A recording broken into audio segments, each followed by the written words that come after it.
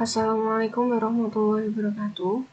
Perkenalkan, saya Wahyu Krisnawati, perwakilan dari kelompok 7 yang beranggotakan saya sendiri, Wahyu Krisnawati, dan Muhammad Iqbal Maulana yang akan menjelaskan tentang sistem pendukung keputusan.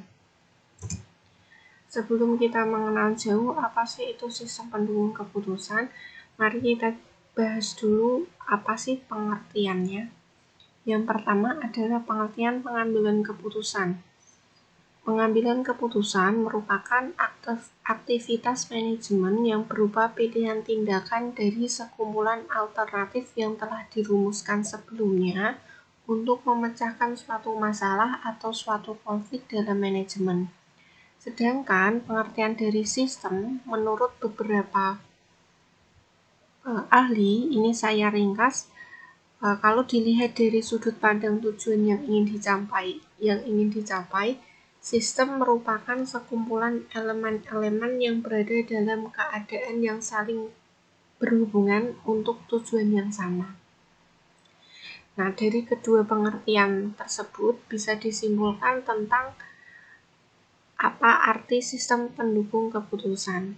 Sistem pendukung keputusan yaitu merupakan suatu sistem interaktif yang mendukung keputusan dalam proses pengambilan keputusan melalui alternatif-alternatif yang diperoleh dari hasil pengolahan data, informasi, dan rancangan model. Nah, jenis-jenis keputusan ada 3. Yang pertama adalah keputusan terstruktur. Keputusan terstruktur itu merupakan keputusan yang sering terjadi atau secara berulang-ulang. Ini contohnya seperti informasinya itu yang dibutuhkan spesifik, terjadwal, interaktif, dan lain-lain. Yang kedua ada kebutuhan semi terstruktur. Keputusan ini mempunyai sifat yakni sebagian keputusan dapat ditangani oleh komputer dan yang lain tetap harus dilakukan oleh pengambil keputusan. Yang ketiga ada keputusan tidak terstruktur. Keputusan ini yang merupakan penanganannya yang paling rumit karena tidak terjadi berulang-ulang atau tidak selalu terjadi. Nah, selanjutnya ada karakteristik sistem pendukung keputusan. Ada 6 karakteristik, tapi yang menurut saya harus dilingkari adalah adanya interface manusia atau mesin, di mana manusia atau sebagai user tetap memegang kontrol proses pengambilan keputusan. Selanjutnya, sebuah sistem itu harus memiliki subsistem yang terintegrasi sedemikian rupa sehingga dapat berfungsi sebagai kesatuan item. Nah, untuk sistem-sistem pendukung pengambilan keputusan itu ada 4. Ada sistem pendukung pengambilan keputusan, ada sistem informasi eksekutif, sistem pengambilan keputusan kelompok, dan sistem pakar. Nanti kita nggak bahas semuanya, tapi akan bahas beberapa, yaitu sistem pendukung pengambilan keputusan dan sistem pakar.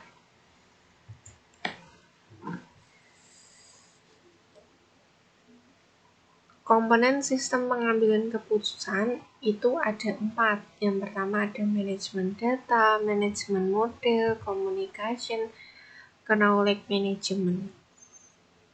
Manajemen data itu merupakan database yang mengandung data yang relevan untuk berbagai situasi dan diatur oleh software yang disebut database management system. Sedangkan manajemen model merupakan model finansial, statistikal, manajemen, sains, atau berbagai model kualitatif lainnya.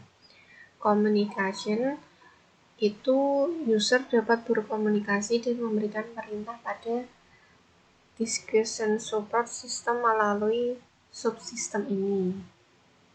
Jadi ini merupakan menyediakan interface.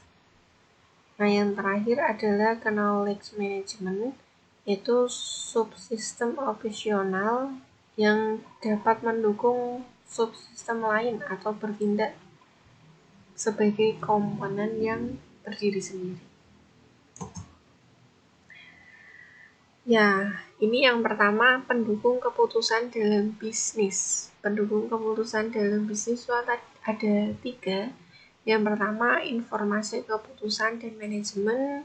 Yang kedua, kualitas informasi. Yang ketiga, struktur keputusan. Kita akan bahas yang pertama dulu, yaitu informasi keputusan dan manajemen. Nah, ini ada gambar strukturnya. Yang paling bawah ini merupakan manajemen operasional, terus dilanjut atasnya adalah manajemen taktis, unit bisnis, tim mandiri, terstruktur, dan lain-lain. Selanjutnya yang ke atas itu ada manajemen strategis, eksekutif, dan direktur. Yang kedua ada kualitas informasi. Nah, kualitas informasi itu merupakan gimana sih maksudnya kualitas informasi itu? Jadi yang disebut kualitas informasi itu merupakan informasi yang kuno, tidak akurat, atau sulit dipahami, tidak akan berarti berguna atau bernilai bagi praktisi bisnis lainnya.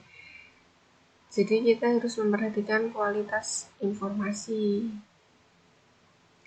Kualitas informasi terdiri dari 3, yaitu waktu, isi, dan bentuk. Waktu dirinci lagi sebagai ketetapan waktu, kekinian, frekuensi, periode waktu, dan lain-lain. Nah, isi dari suatu informasi itu. Isi itu harus mencakup keakuratan, relevansi, kelengkapan, keringkasan, kecakupan, dan kinerja.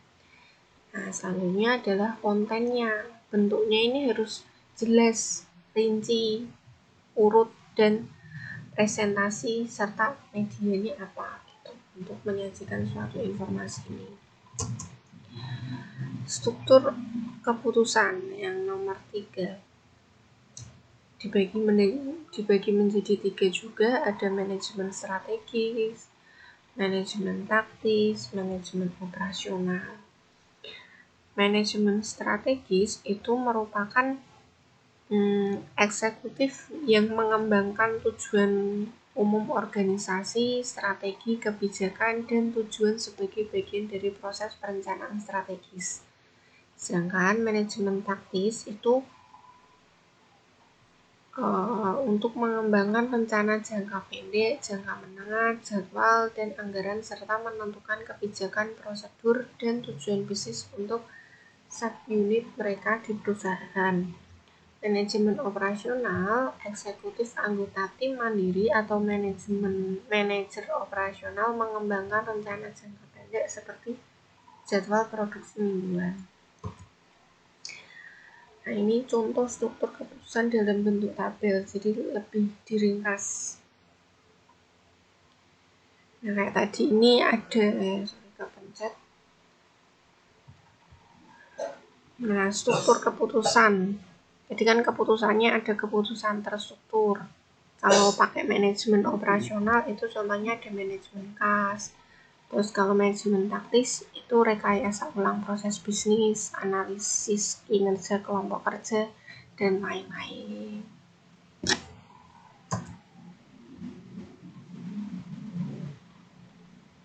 Selanjutnya ini perubahan dan penggunaan pendukung keputusan dalam bisnis. Jadi keputusan dapat diambil dengan tepat serta dapat dipertanggungjawabkan jika didukung oleh suatu informasi yang memadai untuk menyelesaikan permasalahan yang dihadapi. Sehingga seorang manajer dalam mengambil suatu keputusan tersebut akan dihadapkan pada beberapa pilihan-pilihan yang harus dipilih dengan berdasarkan dari olahan informasi yang dimiliki, dan setiap pilihan atau alternatif akan membawa Kemudian ada sebuah tren pendukung keputusan. Jadi kecerdasan bisnis itu terdiri dari sistem pendukung keputusan, sistem manajemen keputusan, pemrosesan analisis secara online, penambangan data, sistem informasi manajemen. Kita akan bahas satu persatu. Yang pertama adalah SIM atau Sistem Informasi Manajemen. Jadi peran dan alternatif pelaporan sebuah sistem informasi manajemen.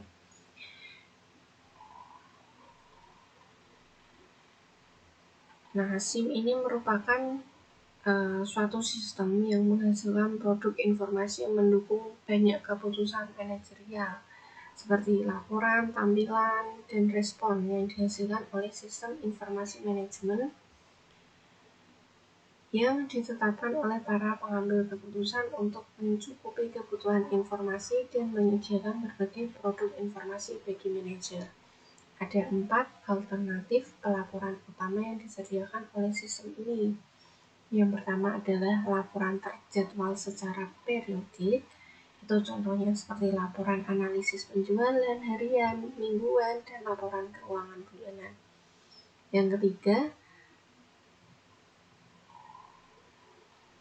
ada pelaporan permintaan dan tanggapan.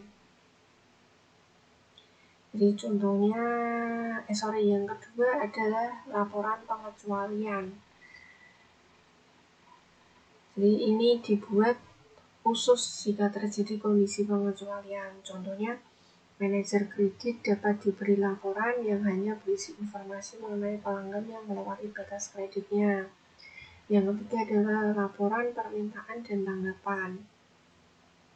Jadi informasi yang tersedia kapanpun manajer menginginkannya. Contohnya browser web dan bahasa permintaan DBMS. Yang terakhir ada pelaporan dorong atau push reporting. Informasi yang didorong ke manajer di network office.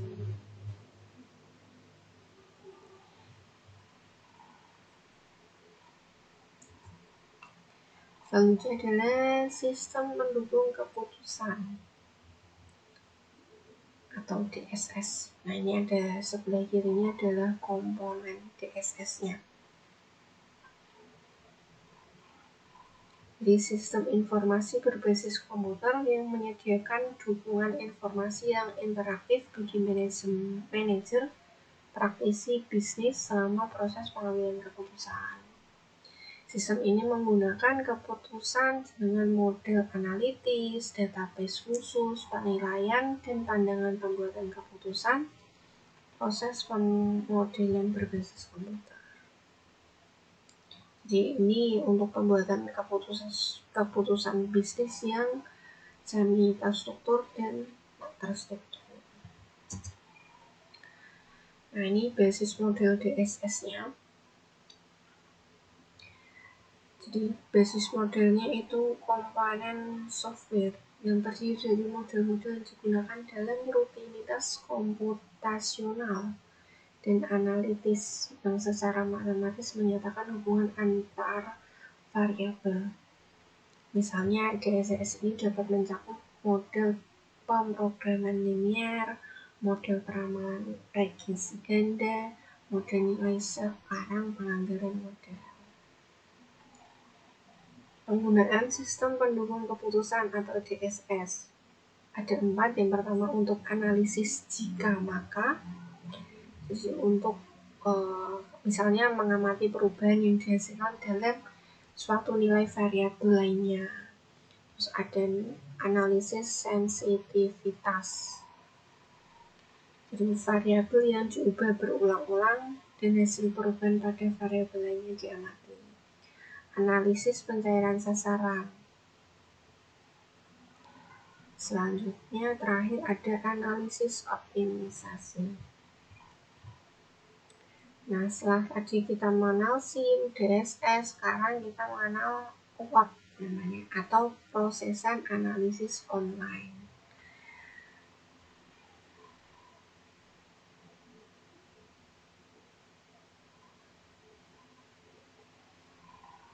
Jadi sesi kolab ini dilakukan secara online dan langsung. Jadi dengan respon yang cepat ke permintaan manajer dan analisis, sehingga proses analisis atau pengambilan keputusan tidak terganggu. Pemrosesan analitis frontline melibatkan beberapa operasional analitis dasar, termasuk konsolidasi, penggalian, pengirisan, dan pemotongan. Ada 3 ya. Nah, ini ada contohnya. Jadi dari klien PC itu ada OLAP servernya.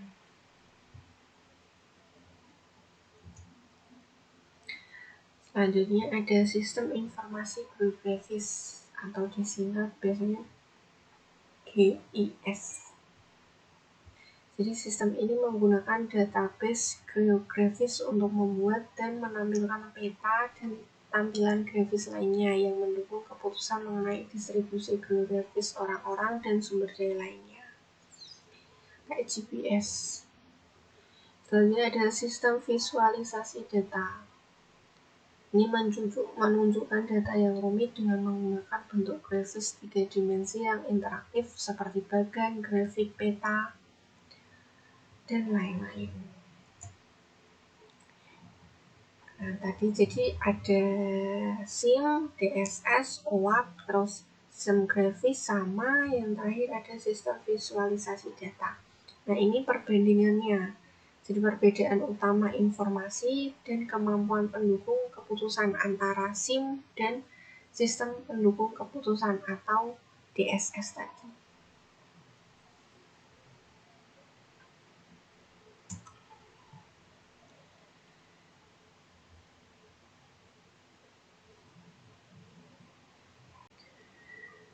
Untuk materi selanjutnya ini ada kecerdasan buatan. Nah, kecerdasan buatan itu merupakan bidang ilmu pengetahuan dan teknologi yang didasari oleh ilmu-ilmu seperti ilmu komputer, biologi, psikologi, linguistik, matematika, dan teknik. Tujuan kecerdasan buatan ini tentunya untuk mengembangkan komputer yang dapat berpikir serta melihat, mendengar, berjalan, berbicara, atau merasakan sesuatu. Nah, di bawahnya ini ada atribut perilaku cerdasnya. Jadi berfungsi untuk menggunakan penalaran untuk menyelesaikan masalah, memperoleh dan menerapkan pengetahuan, dan lain-lain. Domain aplikasi utama kecerdasan buatan ini menurut O'Brien. Ini ada bagiannya. Jadi kecerdasan buatan itu meliputi aplikasi pengetahuan kognitif, aplikasi robotika, dan aplikasi antar muka alami. Kita bahas satu-satu. Ilmu kognitif itu bidang yang didasari oleh penelitian di bidang biologi, neurologi, psikologi, matematika, dan banyak ilmu pengetahuan lainnya.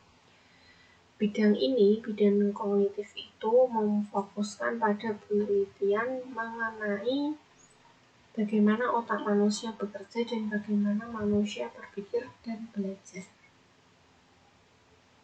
Selanjutnya ada robotik, aplikasi robotika. Itu meliputi teknik dan fisiologi adalah ilmu dasar dari robotik. Jadi teknologi ini tuh menghasilkan sebuah mesin robot dengan kecerdasan komputer yang dikendalikan oleh komputer dengan kemampuan seperti manusia. Yang ketiga, interface atau antarmuka alami yang didasarkan pada linguistik, psikologi, ilmu komputer, dan lain-lain. Jadi untuk pengembangan bahasa alami dan pengenalan wicara adalah penggerak utama dari bidang kecerdasan ini.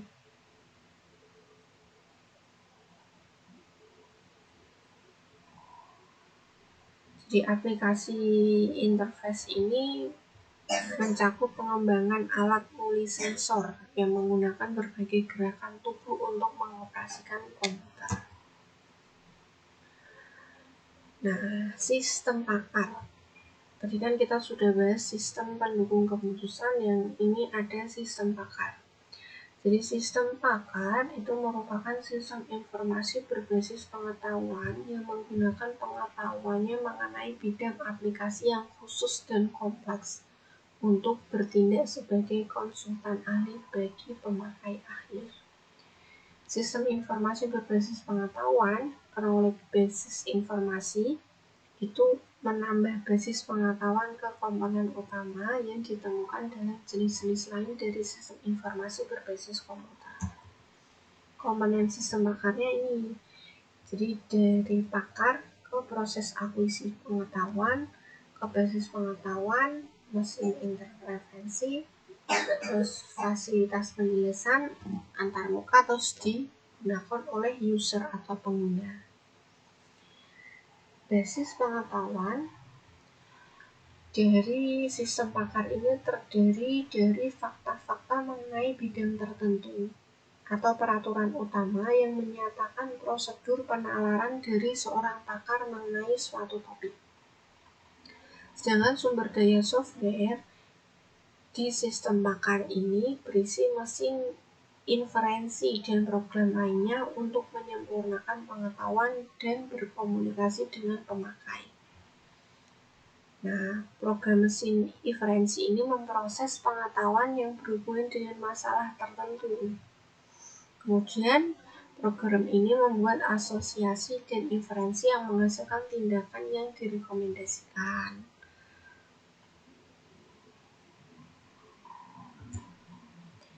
Nah, ini metode representasi pengetahuannya. Ada penalaran berbasis kasus, penalaran berbasis kerangka, pengetahuan berbasis objek, dan pengetahuan berbasis peraturan.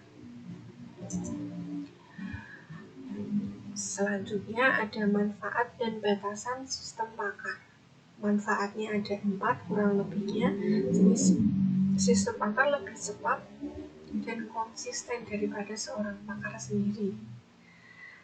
Sistem pakar dapat memiliki pengetahuan dari berbagai pakar dan tidak dapat lelah atau terganggu oleh pekerjaan yang terlalu banyak atau stres. Membantu pemeliharaan dan memproduksi kembali pengetahuan para pakar. Yang kedua ada batasan sistem pakar. Batasannya adalah sistem pakar ini berasal dari fokusnya yang terbatas. Jadi fokusnya terbatas, ketidakmampuannya untuk belajar, masalah pemeliharaan itu, dan biaya pengembangannya tentu saja tidak sedikit. Sistem pakar juga hanya bagus dalam penyelesaian jenis masalah yang tertentu dalam ranah pengetahuan yang terbatas. Nah, ini kriteria kesesuaian untuk sistem pakar itu sendiri. Ada 4. Yang pertama, ranah atau topik masalah yang relatif kecil dan terbatas pada bidang masalah yang didefinisikan dengan baik. Ada keahlian, yaitu solusi masalah yang memerlukan usaha dari seorang pakar. Ada 5 ya. Yang ketiga ada kompleksitas.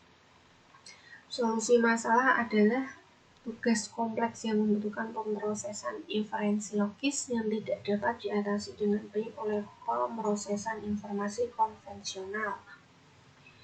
Ada struktur, yaitu proses solusi harus dapat mengatasi struktur yang rusak, ketidakpastian, kehilangan, dan kekacauan data dan situasi masalah yang berubah seiring dengan perubahan waktu.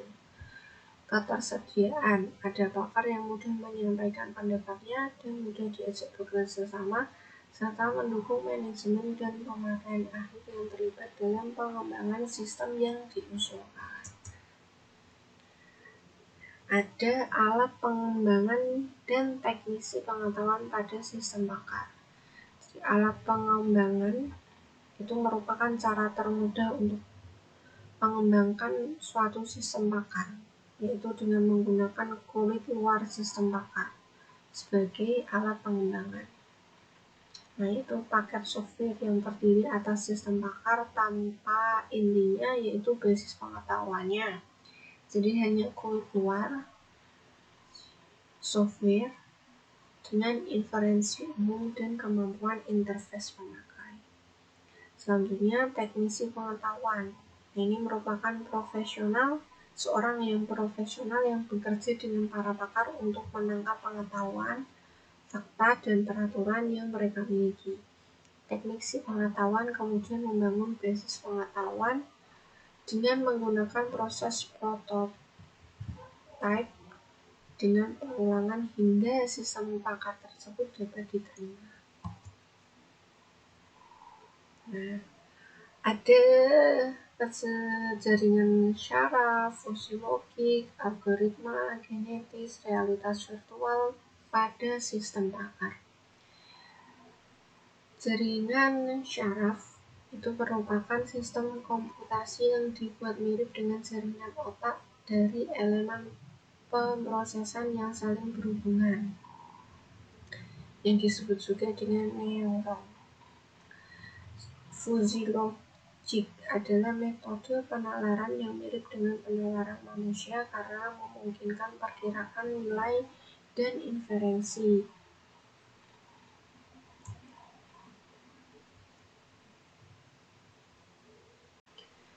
Yang ketiga, algoritma genetis. Software algoritma genetis yang menggunakan teori Darwin yang paling parah yang bisa bertahan hidup, mengacakkan, dan fungsi matematika lainnya untuk mensimulasikan proses evolusi yang dapat menghasilkan solusi yang lebih baik terhadap masalah. Realitas virtual adalah realitas yang disimulasikan oleh komputer. Realitas virtual mengandalkan alat input atau output multisensor seperti headset pelacakan dengan kacamata video dan alat pendengar, sarung tangan data, atau pakaian terjun payung, dan walker yang mengasih gerakan kaki. Yang terakhir, agen yang cerdas atau intelligent agen pada sistem pakar. Agen yang cerdas, intelligent agen, adalah wakil software suruh bagi pemakai akhir atau proses yang memenuhi suatu kebutuhan atau aktivitas menggunakan basis pengetahuan yang dibangun dan dipelajari mengenai seseorang atau proses untuk membuat keputusan dan menyelesaikan tugas-tugas sesuai dengan keinginan pemakaiannya. Intelligent agent juga disebut robot software atau bots. Nah, agen interface jenis-jenis intelligent agennya ini bisa dirinci ada 10, ada tutor interface, agen presentasi, agen navigasi jaringan, agen permainan peran, agen manajemen informasi, agen pencari, pialang, dan saringan informasi. Nah, jadi sekian penjelasan tentang sistem pendukung keputusan dari kelompok 7. Semoga materi ini bisa bermanfaat untuk kelompok kami dan untuk teman-teman semua. Terima kasih. Wassalamualaikum warahmatullahi wabarakatuh.